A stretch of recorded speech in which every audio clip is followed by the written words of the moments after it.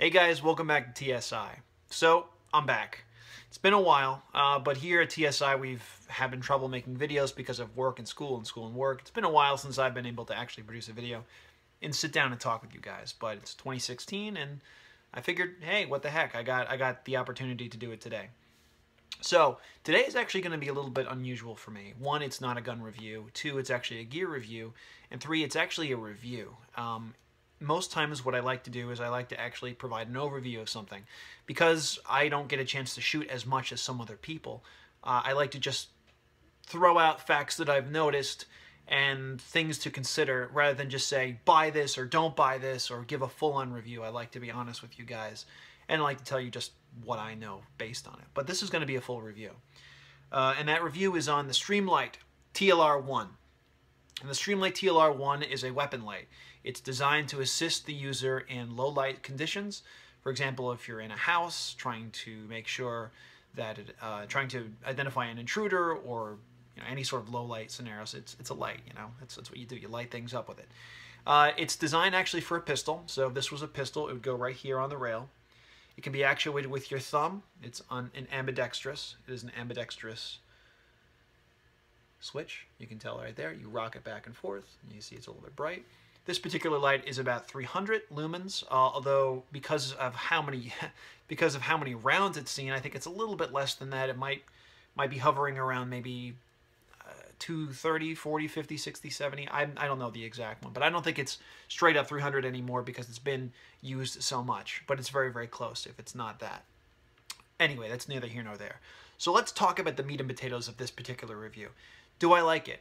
Yeah, this is a good light. This is a good light. Is it the greatest light ever created? No, it isn't. The Surefires are probably better. I don't have any experience with them, but based on what I've heard, they are better lights.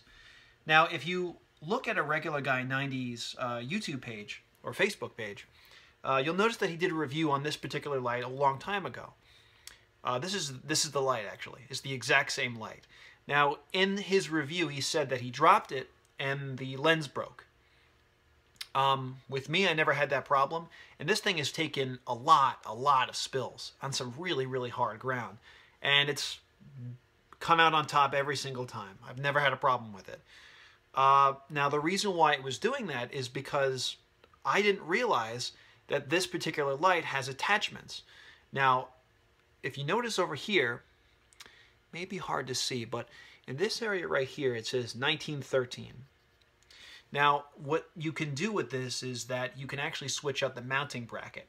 And what I mean by mounting bracket is that not every single mounting system is the same. You have 1913, you even have Weaver, I guess. I've never heard of a Weaver mounted light before, but, You also have the Glock system, which is not a Picatinny system. It's its own proprietary system. This thing had the Glock attachment on it. So what was happening, and you can probably see in some of the videos where I'm demonstrating with my 20-inch gun, is that the light was flying off. And because it wasn't able to be attached properly, because it wasn't using the correct, wasn't using the attached mounting bracket. I didn't have access to it at the time, so I had to actually call Streamlight and say, listen, I need the 1913 attachment. They just asked me for my address, and they sent it to me, and about 3 days later, I had it. So, thanks, Streamlight. It was really cool dealing with them, and now I can actually put it on my gun without it flying off. So that was really the main problem that I had with it. Now, this is a pistol light. It's designed to be a pistol light, but I use it as a rifle light. Now, is that bad?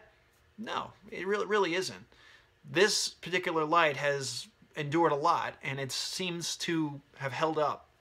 Now, me and Chris combined, Chris Bondi, the guy who runs the channel A Regular Guy 90, have probably shot about 40,000 to 50,000 rounds with this light on pistol and rifle form. So this thing has endured. So that's the only thing I can say. And what I was talking about before is when it was falling off the gun, this particular light actually fell on concrete. It fell on rocks and all sorts of uneven terrain. It's never had a problem. The only issue that I really had with it is that when the Glock attachment was still on it, it did fall off at the range. It smacked onto the concrete, and I couldn't actually get it to turn back on. So I thought I had killed the light. I went back home and I actually switched out the batteries. Actually, I only switched out one of the batteries, and the thing started working again. So I don't know, maybe I broke the battery. I've never seen or heard that before, but apparently that's what happened. I'm going to demonstrate the way it looks at night, and what kind of light review would it be if I didn't. So let's check it out. Alright guys, so let's just check out what the Streamlight TLR-1 can do. Now, of course, this is not a perfect test. You still got light all over the place. I'm going to actually shut the light off here so you can see. But let's go outside right now, and as you can tell, it's kind of dark out. Now let there be light. As you can tell, it's pretty good. That fountain over there is probably, well, maybe about 15 yards in front of me. If you move up a little bit further, I don't want to really disturb the neighbors, but you can tell that my yard isn't really super duper small. It's not super duper large either, but if I shine it really down here, you can light up basically the entire lower section of the backyard. So really it is pretty good. Well, the function of this light definitely works. Now I'm going to take you into one of the dark rooms upstairs just to show you what it looks like indoors. Hello, Annie. Okay guys, I'm actually in the darkest room in my house right now, which is the basement. I know you can't see anything, but this is going to demonstrate the capability of this light on the indoor spectrum. Okay, so let's turn it on. As you can see, it makes one hell of a difference. And keep in mind, this is only about 300 lumens. So, as you can tell, it really does light up the area quite well. And this is something I wanted to demonstrate, by the way. Let's say you're going through the house and you happen to shine your light on a mirror. This is not really at the best angle. But if you're close, oh yeah, well, if you go it down directly, you can tell, so I wasn't shining it directly at it, but let's say that the mirror is at the same level you are. It shines right into your eyes. That's kind of the problem if you have too much lumens. That's what I was trying to say before, but that's another thing right here. See that mirror? The light will reflect off of it. So I think that really is something to consider. But the light does very, very well. I mean, it pretty much lights up the entire room. And it's pitch black in here. I'm underground right now. So let's test it with it off. Pitch black. Can't see anything. And then with it on, really good visibility. More than adequate for most self-defense situations, in my opinion. Okay, so you can see that the light is actually pretty good. Just so you know that it was not mounted on a gun when I was doing this. I wouldn't do that, but I know someone's going to comment, hey, you left it on the gun, right? No, of course I didn't, bro. Don't worry about it. But yeah, as you can see, for 300 lumen light, it actually does light the area fairly well. It's not the greatest light in the world, no, but for any sort of situation, most situations that most civilians are going to be involved in, 300 lumens is just fine. There are some forums out there that say you need 1,000. I'm not sure why you'd need 1,000 in a home defense scenario. Again, referencing a Regular Guy 90s video. When you're in a small room, when you're in a house, you have white walls, you have mirrors, you have everything like that where, you know, if you have too many lumens, you're going to blind yourself. That's a real possibility. I actually tested this theory too because I wanted to see what it was like. And I actually did a drill where I cleared my house. As stupid as that sounds, yes, I did clear my house. And if you point this thing in a mirror with this thing on, it hurts. It doesn't feel that good. So it gets right in your face. This is only a 300 lumen light. And to be honest with you, it works just fine for my rooms. Actually, I'll cut again to show you what it actually looks like when I turn on this light in a dark room. You can see the whole entire room lights up. So for me, the lumen count on this light is absolutely fine. Now, granted, I don't live in everybody's house in America, so everyone's house is going to be different. 300 lumens may not, in fact, be enough for you, but for my situation, and I think for most people, it's going to be just fine. Now, I can already tell people are going to start commenting on the video, you use a pistol light for a rifle. Well, there's a good reason for that. One, it's really light. That's really the main thing. What I like about it, too, is that it has ambidextrous switches. So sort of an unintended consequence of me putting this light onto my rifle is that a right-handed shooter and a left-handed shooter could actually access this button very, very easily. True, yeah, you can do this funky-ass thing where if you put the rifle on one side, a person with a right hand, or if you put it on a side designed for a left-hand shooter, and you have a push button, yeah, a righty or a lefty can access it, but it's a little bit more awkward. With this, you just hit the switch, and it's got on and off. So there's this position here, and you can switch it all the way on like that. I like that. I like it a lot. The long switch makes it easy for me to ride my thumb on. And one day I'll actually show me using the light on the rifle as I intended it to do it. Really, guys, there isn't too much to say about it. There's just been so many damn rounds through this thing that I'm even surprised it still works. But it certainly does, and it's done its job very, very well. If I were to complain a little bit about it, Streamlight has a good reputation, but it's not as good as some other manufacturers out there. Clearly, there are some that are better, like Surefire. That's a better light. Will this get you through? Yeah. Yeah, it will. But is it the best? No.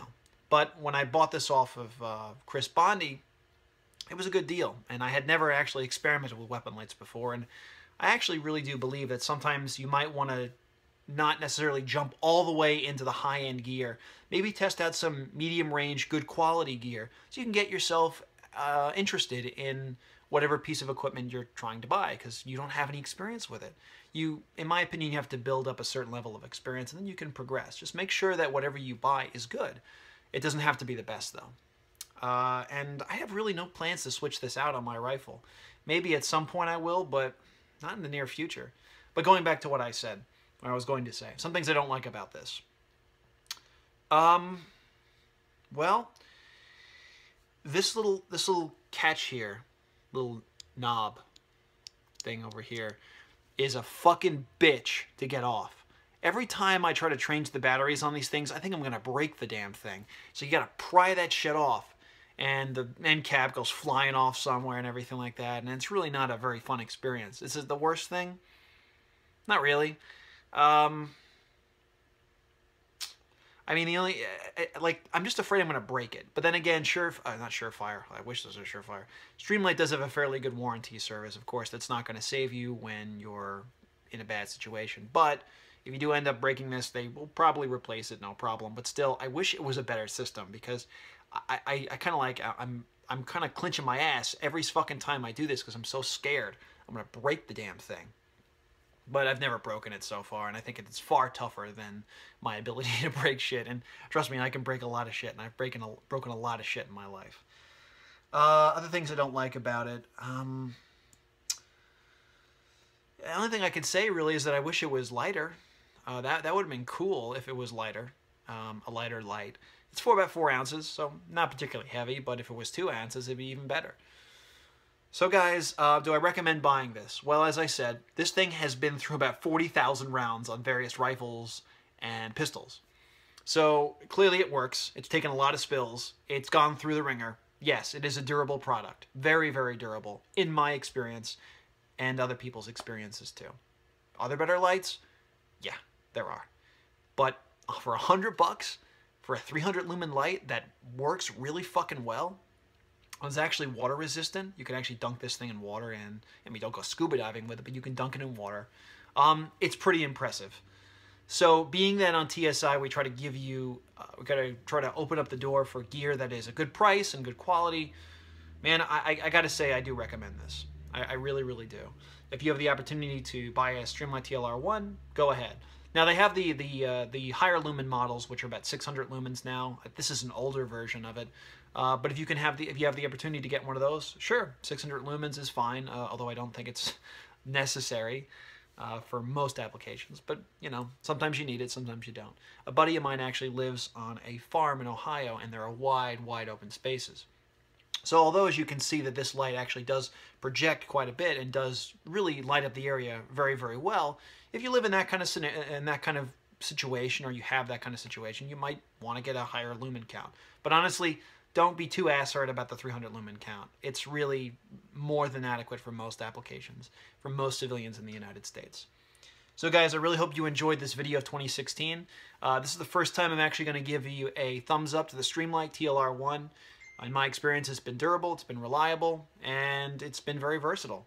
So guys, thanks for watching. Thanks for continuing with us despite the drought in content, but we're working on it. We're back in business.